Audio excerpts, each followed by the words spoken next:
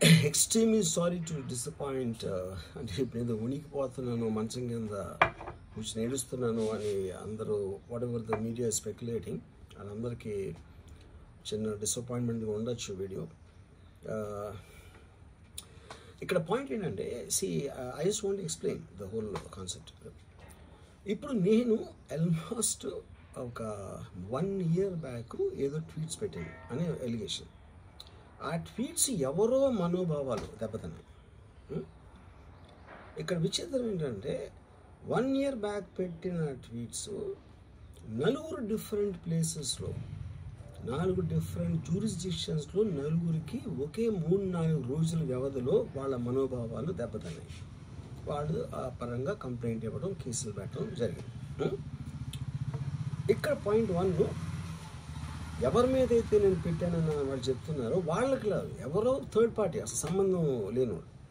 So ఆ కాంటెక్స్ట్లో అసలు ఈ కేసు ఎలాగా, ఈ సెక్షన్స్ ఎలా వర్తిస్తాయి అనేది అప్పుడు ఆబ్వియస్గా నాకు వచ్చే అనుమానం కానీ, నాకు కానీ నా మనుషులు కానీ, ఇది ఒక పర్సిక్యూషన్ చేయటానికి ఒక పద్ధతి ప్రకారం ఉన్న అలౌబుల్ లాస్ని వాడుతున్నారా, లేకపోతే ఇప్పుడు వరల్డ్ ఓవర్ ఒక ఫినామినా ఏం జరుగుతుందంటే పొలిటికల్ పార్టీస్ వాళ్ళు they are weaponising the systems of the police. అది అమెరికాలో జరుగుతుంది, యూరోప్లో జరుగుతుంది, ఇక్కడ కూడా జరుగుతుంది.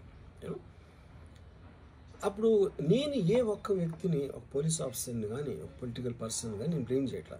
I think it happens in certain ఒక ఏమంటారు దాన్ని, ఒక వే. అది అందరూ కూడా ఎంతో కొంత అది చేయటానికి టెంప్టేషన్ ఉండొచ్చు. But eventually there is the law of the land which will take the final call. So అది that I completely agree, believe in that and I abide by that as a citizen. So ఇప్పుడు ఇక్కడ జరిగింది ఏంటి, నాకు ఒక notice వచ్చింది, నేను ఒక రిప్లై ఇచ్చాను, ఫలానా చోట ఫలానా తారీఖు నేను వస్తాను. అప్పటికి నాకు జరుగుతున్న పని ఒక ఆన్గోయింగ్ స్కెడ్యూల్ ఉంది కాబట్టి, నాకు ఫిల్మ్ వర్క్ ఉంది కాబట్టి అవ్వలేదు. అండ్ ఇట్ ఈస్ వేరే ప్రొడ్యూసర్కి చేస్తాను, ఆ ప్రొడ్యూసర్కి నష్టం వస్తుంది కాబట్టి నేను మళ్ళీ టైం అడిగాను. ఇదేంటి కేసు, ఇదేం అర్జెంట్ కేసు అంటే 1 year తర్వాత ట్వీట్ చూసిన అతనికి 1 weekలో అన్నీ అయిపోవాలనేది ఏమన్నా మీనింగ్ ఉంటుంది అసలు దానికి? So which basically means it is being done for purposes other than the urgency of the case. ఇప్పుడు అర్జెన్సీ ఆఫ్ ద కేసు అంటే మీరు మర్డర్లు గేడర్లు ఇన్ని జరిగి సంవత్సరాలు తీసుకుని ఏదో ఏదో ఒక ట్వీట్ పెట్టిన ఎలిగేషన్ మీద హుటాహుటిని మీరు అక్కడి నుంచి పోలీసులు వచ్చేసి ఇలా చేసి అలా చేసి. ఇప్పుడు ఇంకోటి ఏంటంటే, ఫస్ట్ ఆఫ్ ఆల్ నాకు పోలీసులు అరెస్ట్ చేయడానికి వచ్చారు లేదో కూడా నాకు సరిగ్గా తెలియదు. ఎందుకంటే they didn't say it in so many words. నేను మీడియాలో కూడా ఎక్కడ చూడలేదు ఆ విషయం, అంత మీడియా స్పెక్యులేషన్ తప్పిస్తే అది నేను చూడలేదు. బట్ ఇందాక నేను చెప్పిన కారణాల వలన కోయిన్సిడెంటల్గా వేరే వాళ్ళు అన్ని చోట్ల నుంచి వచ్చేస్తున్నారు అది ఇది అన్నప్పుడు ఐ డోంట్ వాంట్ నా టైం వేస్ట్, నా వర్క్ వేస్ట్, నా వర్క్ ప్రెషర్ ఉన్నదాని వలన I wanted to take the assistance of the judiciary because that is the final say in a democratic system కాబట్టి. సో అది దానికోసం దిస్ ఈజ్ వాట్ హ్యాపెండ్. ఇప్పుడు ఇక్కడ ముఖ్యంగా మనం గమనించాల్సింది ఏంటంటే, ఇప్పుడు ఏదో ఒక ట్వీట్ పెట్టాడు, లేకపోతే ఒక మీము, ఒక కార్టూను, ఒక జోకో, లేకపోతే ఒక హార్డ్ ఒపీనియన్, దానికోసం కేసులు పెట్టే ఆస్పెక్ట్ అనేది సీరియస్గా తీసుకుంటే 100 కోట్ల ఇండియన్ జనాభాలో నాకు తెలిసి 50 lakhs మీద కేసులు పెట్టాలి. ఆ ప్రకారం అయితే అందరూ చేసేది పొద్దున్న లెగిస్తే మనం ఒపీనియన్లు ఇస్తూ ఉంటాం సోషల్ మీడియాలో. అది ఏ ఫామ్లోనే అవ్వచ్చు, సెటైర్ అవ్వచ్చు, మీమ్ అవ్వచ్చు, ఏదో వేరే ఫుటేజ్ అవ్వచ్చు, లేకపోతే ఎవరినో కోట్ చేసి మనం కామెంట్ చేయొచ్చు. రకరకాలుగా మన అభిప్రాయాలను మనం సోషల్ మీడియాలో వేస్తూ ఉంటాం. అది కొంతమందికి నచ్చచ్చు, కొంతమంది నచ్చకపోవచ్చు. ఇప్పుడు చూస్తే చాలామంది కొన్నిటికి అఫెండ్ అవుతారు, కొన్నిటికి నశిస్తారు, కొంతమంది చప్పట్లు కొడతారు, కొంతమంది చీ కొడతారు.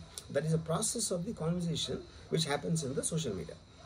అలాగే నా మీద కూడా చాలా నీచంగా కామెంట్ చేస్తారు, కానీ దాని గురించి నేను ఎప్పుడు అనలేదు. Because I know it is a part of the eco system of the social media.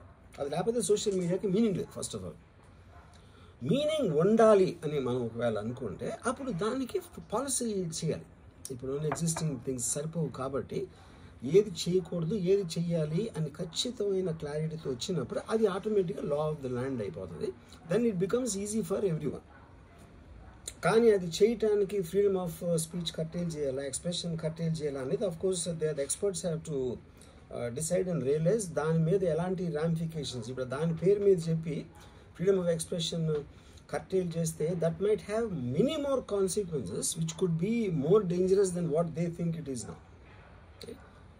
So again I want to say, నేను ఎవరిని బ్లేమ్ చేయట్లేదు. ఇప్పుడు ఒక పర్టికులర్ పర్సన్ హైపోథెటికల్గా ఉన్నాను అనుకున్నాం, నా మీద ఒక చేసి నన్ను హెరాస్ చేయడానికి ఒపీనియన్ పవర్లో ఉన్న అతను చేస్తున్నాడు అనుకున్నాం, అంటే తప్పేంటి? ఇప్పుడు హెరాస్ చేసే పవర్ లేకపోతే పవర్లో రావడానికి ఎందుకు అసలు ఏదైనా చేయటానికి? So like wise social media అనే మాధ్యమం నా దగ్గర ఉంది కాబట్టి, నాకు ఎన్నో కొన్ని ఫాలోవర్స్ ఉన్నారు కాబట్టి వాళ్ళకి రీచ్ అవ్వడానికి నేను చేస్తాను, అలాగే వాళ్ళు చేస్తారు. కానీ నన్ను కానీ తనను కానీ అందరినీ ఫైనల్గా జడ్జ్ చేసేది judiciary. That is the whole point. మీకున్న ఒక నాన్ క్లారిటీ ప్రాసెస్లో వాట్ ఈజ్ టూ మచ్ అనేది ఎవరు చెప్తారు, ఎప్పుడు చెప్తారు, ఎలా చెప్తారో అది ఎక్కడ రాసి ఉంది, ఆ క్లారిటీ అది లేనప్పుడు ఆటోమేటిక్గా this will keep on happening, you know. So I case కింద ఒక మొత్తం social media almost 90% of them they will be liable for cases to will put. ఏంటంటే పొద్దున్న లేస్తే అందరూ చేసేది అదే, ఎవరో ఒకరిని తిట్టడం, ఎవరో ఒకరిని ఇది చేయడం, ఎవరో ఒకరి మీద ఒపీనియన్ ఇవ్వడం, ఎవరో ఒకరి పర్సనల్ లైఫ్లోకి వెళ్ళిపోవడం. అది తప్పిస్తే సోషల్ మీడియాలో ఇంకేం చేస్తారు అసలు? సో ఇప్పుడు వాళ్ళందరి మీద పెట్టాలి అంటే అక్కడికి ఎలా అంత ఉంటుంది? ఇంకోటి దాని అర్జెన్సీ ఏంటి, దాని ఇంపార్టెన్స్ ఏంటి, ఎంత అంటే ఇప్పుడు మర్డర్ కేసులు, టెర్రరిజం కేసులు ఇలాంటి దానికి ఒక సీరియస్ క్రైమ్స్కి ఉండాల్సిన పోలీసు సంవత్సరం క్రితం పెట్టిన ట్వీట్ కోసం అతను he didn't reply properly are he didn't reply అన్న ఒక్క దాని బేసిస్ మీద ఒంగోలు నుంచి పోలీసులు వచ్చేసి అది చేశారు అంటే I'm not able to understand the police priority ఏంటని. నేను పోలీసుని బ్లేమ్ చేయట్లేదు, I'm tracking with the system, I'm not talking about the particular police officers. Ongole police officer మాట్లాడలేదు. So is there a system in place for that? Priority of importance అనేది ఉంటుంది కదా ఎక్కడో చోట. అంటే 11 o'clock నేను ఎప్పి రావాలి, నేను 10 o'clock రిప్లై ఇస్తే 10:30కి వచ్చేస్తే which means they're already there. అంటే అన్ని పనులు వదిలేసి ట్వీట్ పెట్టిన వాళ్ళ మీద వస్తే I really don't understand the context honestly, you know. అందుకని ఇప్పుడు ఇది నాది క్వశ్చన్ కాదు. రామ్ గోపాలనో ఒకడు ఎవడో ఉన్నాడు అటు పెట్టాడు, ఇంకోటి ఎవడో సబ్బారావు పెట్టాడు, అప్పారావు పెట్టాడు. సో దీని మూలాన రామ్ గోపాల్ మీద అప్పారావు సుబ్బారావు మీదకి వస్తే రేపు ఎంతమంది మీదకి వెళ్తారు? ఇది అందరి ప్రాబ్లం. సో అది నా పాయింట్. ఇప్పుడు ఒక చాలా ఫేమస్ లైన్ ఉంది సెకండ్ వరల్డ్ వార్ టైంలో, వెన్ హిట్లర్ ఆస్పెక్ట్స్లో first they came for someone, I thought it was someone else, then they came for somebody else, I thought it was somebody else, then they came for me. అంటే ఏంటి?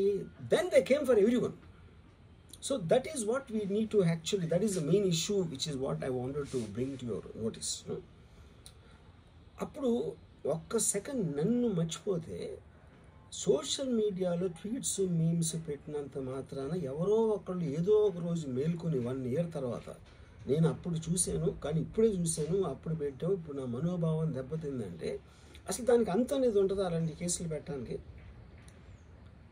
Okay, by law complaint వచ్చినప్పుడు case తీసుకోవాలి, I understand. నాకు అంత మాత్రం లా పరిజ్ఞానం నాకు కూడా ఉంది.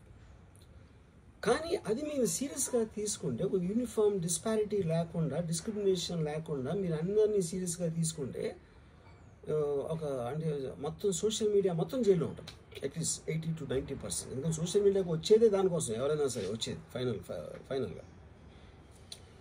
So basically I felt there is a need for me to tell concern people. ఇప్పుడు నేను పారిపోయానా, దాక్కుని ఏడుస్తున్నానా, భయపడి ఉనికిపోతున్నానా, ఏదైనా వాట్ ఎవర్, అది okay, that's all fine. I know that is for entertainment at the end of the day. అలాంటి థంబ్నెయిల్స్ లేకపోతే ఎవరు చూడరు కాబట్టి వాళ్ళ బతుకు తీరు కోసం అలాంటివి పెట్టుకుంటారు. I have no problem with that. Everybody wants to make a living.